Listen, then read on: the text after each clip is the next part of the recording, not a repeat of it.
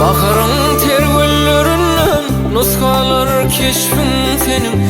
Gelişin assa yürüyüşünden doyu bilmedi delerim. Bolma menden uzak sen uzak, aşka düştüm bu ne hasret. Cevapsız koyma sevgimi, aylan sana yine vur fırsat.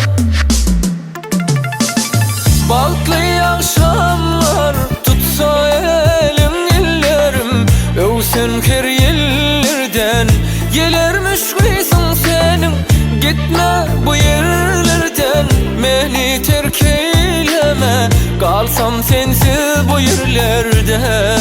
Neyleyin balklı akşamlar tutsa elim ellerim, övsen her yerlerden gelermiş kıysın senin. Gitme bu yerlerden, beni terk eyleme, kalsam sensiz bu yerlerde. Neyleyin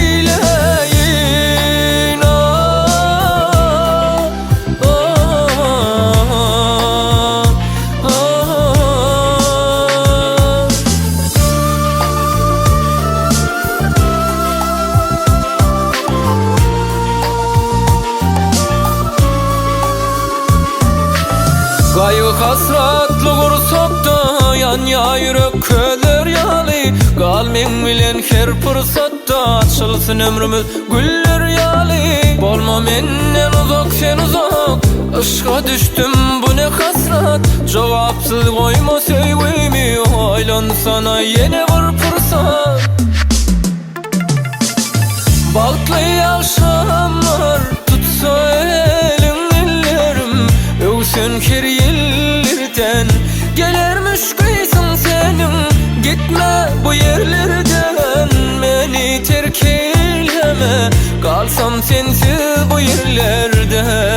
Neyleyin balklı akşamlar tutsa elim ellerim, övsen her yerlerden gelermiş kıysın senin.